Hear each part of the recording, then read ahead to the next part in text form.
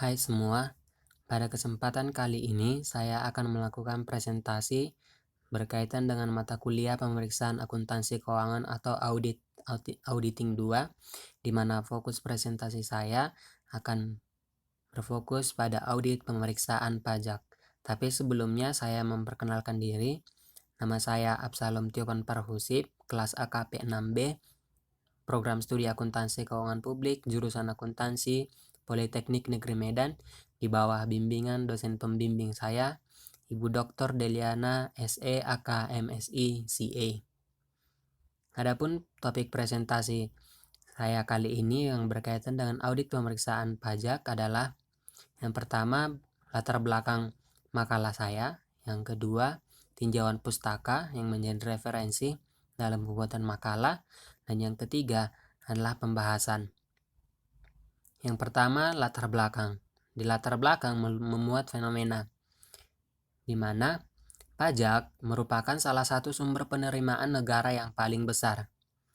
Dengan demikian, sangat diharapkan kepatuhan wajib pajak dalam menjalankan kewajiban perpajakannya secara sukarela sesuai dengan peraturan pajak yang berlaku. Pajak yang dipungut oleh negara difungsikan sebagai sumber dana yang diperuntukkan bagi pembiayaan pengeluaran pemerintah dan difungsikan sebagai alat untuk mengatur dan melaksanakan kebijakan di bidang sosial dan ekonomi, serta digunakan untuk sebesar-besarnya kemakmuran rakyat. Dalam upaya mengurangi beban pajak, pihak manajemen dapat melakukan berbagai macam cara seperti penghindaran pajak atau tax avoidance. Penghindaran pajak atau tax avoidance merupakan suatu strategi pajak yang agresif yang dilakukan oleh perusahaan dalam rangka meminimalkan beban pajak.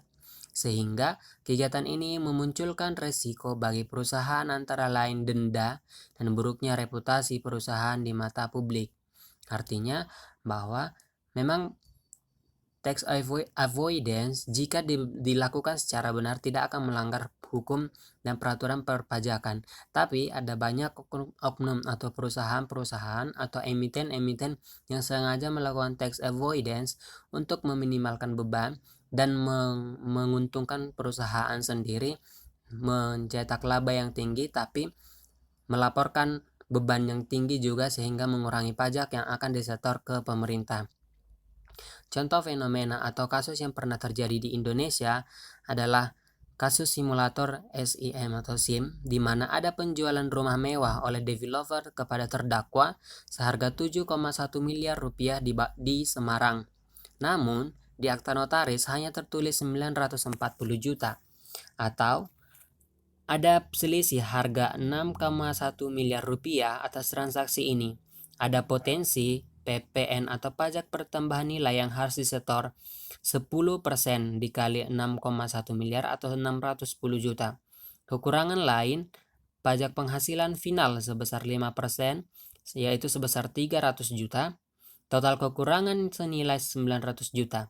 Jika developer ini menjual ratusan unit rumah mewah, kerugian negara bisa mencapai puluhan miliar rupiah dari satu proyek perumahan. Berita ini saya ambil dari situs pajak.go.id. Nah, selain di Indonesia, kasus tax avoidance juga pernah terjadi di berbagai perusahaan yang mendunia. Contohnya adalah berikut saya sajikan skandal perusahaan-perusahaan ternama yang pernah melakukan tuduhan kasus kecurangan tax avoidance. Yang pertama adalah perusahaan Starbucks. Perusahaan Starbucks pada tahun 2012 membuat laporan keuangan seolah rugi, yaitu dengan cara membayar royalti atau desain, resep dan logo ke cabang di Belanda, membayar utang bunga sangat tinggi, di mana utang tersebut ternyata digunakan untuk ekspansi kedai kopi di negara lain, membeli bahan baku dari cabang Swiss, walaupun pengiriman barang langsung dari negara produsen dan tidak masuk ke Swiss. Perusahaan yang kedua adalah Apple Inc. pada tahun 2012. Tuduhannya adalah menyembunyikan uang pendapatan senilai 11 miliar US dollar di negara-negara yang mendapat keringanan pajak atau tax haven, antara lain Virgin Islands, Irlandia, sehingga pajak yang dibayarkan mereka kecil. Perusahaan yang ketiga adalah perusahaan internet search engine di Amerika Serikat pada tahun 2011.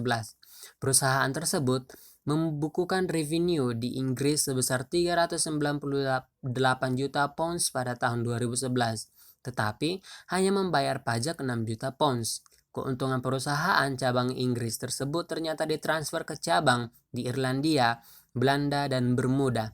Negara Bermuda adalah tax haven country yang tidak memungut PPh badan.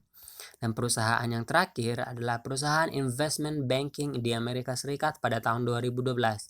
Tuduhannya adalah agar pembayaran bonus tidak terdeteksi. Karyawan perusahaan investment banking cabang Inggris diminta mengajukan permohonan pinjaman lunak ke investasi banking cabang Amerika Serikat dengan dalih pinjaman lunak. Karyawan investasi banking cabang Inggris tidak harus membayar pajak penghasilan. Atas hal tersebut, perusahaan investment banking cabang di Inggris didenda 500 juta pounds atau setara dengan 7,5 triliun rupiah. Berita ini saya dapatkan dari situs merdeka.com, peristiwa penghindaran pajak perusahaan global.com. Yang menjadi tinjauan pustaka adalah pajak. Yang menjadi tinjauan pustaka yang untuk memperkuat referensi dalam pembuatan makalah ini, yang pertama adalah pajak. Pajak merupakan salah satu sumber penerimaan negara yang paling besar. Salah satu usaha untuk mewujudkan kemandirian suatu bangsa dan negara dalam pembiayaan pembangunan yaitu menggali sumber dana yang berasal dari dalam negeri berupa pajak. Yang kedua adalah tax avoidance. Menurut Hutagaol dalam penelitiannya pada tahun 2007 menyebutkan bahwa tax avoidance adalah upaya penghindaran pajak secara legal yang tidak melanggar peraturan perpajakan yang dilakukan wajib pajak dengan cara berusaha mengurangi jumlah pajak terutangnya dengan mencari kelemahan atau loopholes. Yang ketiga adalah kualitas audit. Kualitas audit adalah segala kemungkinan yang dapat terjadi saat auditor mengaudit laporan keuangan klien dan menemukan pelanggaran atas kesalahan yang terjadi dan melaporkannya dalam laporan keuangan auditan. Laporan keuangan yang diaudit oleh KAP The Big Four menurut beberapa referensi dipercaya lebih berkualitas sehingga menampilkan nilai perusahaan yang sebenarnya. Oleh karena itu, diduga perusahaan yang diaudit oleh KAP The Big Four memiliki tingkat kecurangan yang lebih rendah dibandingkan dengan perusahaan yang diaudit oleh KAP non The Big Four. Masuk kepada pembahasan. Yang pertama adalah pemeriksaan pajak. Pemeriksaan pajak adalah serangkaian kegiatan mencari, mengumpulkan, mengolah data, dan atau keterangan lainnya untuk menguji kepatuhan pemenuhan kewajiban perpajakan dan tujuan lain dalam rangka melaksanakan ketentuan peraturan perundang-undangan perpajakan. Sedangkan definisi pemeriksaan dijelaskan pada Peraturan Menteri Keuangan Nomor 82 PMK 03 tahun 2011 tentang cara pemeriksaan pajak pasal 1 ayat 2. Adapun tujuan pemeriksaan pajak adalah untuk menguji kepatuhan pemenuhan kewajiban perpajakan, yaitu harus dilakukan dalam hal wajib pajak mengajukan permohonan restitusi sebagaimana dimaksud dalam pasal 17B Undang-Undang KUP. Yang kedua adalah dapat dilakukan dalam wajib pajak seperti membayar SPT-LB, menyampaikan SPT rugi, tidak menyampaikan SPT atau menyampaikan SPT, melakukan penggabungan, peleburan, pemekaran, likuidasi, pembubaran usaha, dan wajib pajak objek yang akan meninggalkan Indonesia untuk selama-lamanya. Ruang lingkup pemeriksaan pajak adalah satu atau beberapa bulan masa, yaitu ruang lingkup untuk menguji kewajiban pemungutan atau pemotongan seperti PPN, PPNBM, PPh pasal 21, PPh pasal 22, 23, 26, dan PPh pasal 4 ayat 2. Yang kedua adalah bagian tahun pajak atau tahun pajak yang menguji kewajiban PPh badan atau PPh objek pajak tidak selalu 12 bulan. Contohnya, bulan Mei sebuah perusahaan dibubarkan dan likuidasi bulan Agustus. Maka pemeriksaan tahun tersebut disebut sebagai tahun pajak. Metode pemeriksaan pajak. Yang pertama adalah metode langsung. Metode langsung adalah teknik dan prosedur pemeriksaan dengan melakukan pengujian kebenaran pos-pos surat pemberitahuan atau SPT termasuk lampirannya yang dilakukan secara langsung terhadap buku, catatan, dan dokumen terkait. Yang kedua adalah metode tidak langsung.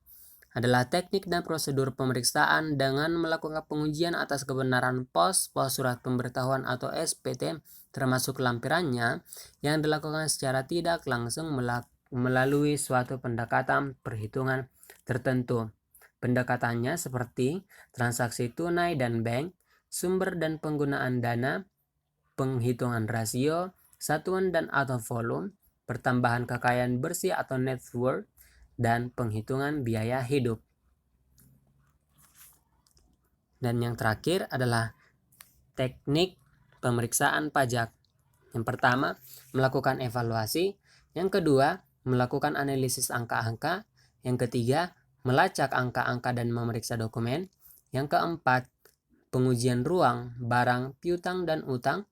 Yang kelima, pengujian atas mutasi secara tanggal neraca. Yang keenam, pemanfaatan informasi pihak ketiga. Yang ketujuh, melakukan pengujian fisik. Kedelapan, melakukan inspeksi. Kesembilan, melakukan rekonsiliasi. Kesepuluh, melakukan voting. Yang ke-11, melakukan cross-voting. Ke-12, melakukan vouching.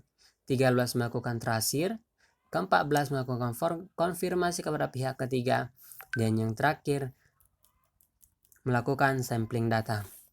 Demikianlah presentasi yang saya lakukan terkait dengan audit pemeriksaan pajak untuk memenuhi tes 3 dalam mata kuliah pemeriksaan akuntansi keuangan 2 atau auditing 2. Saya yakin presentasi ini bermanfaat untuk kita semua. Sekian dan terima kasih.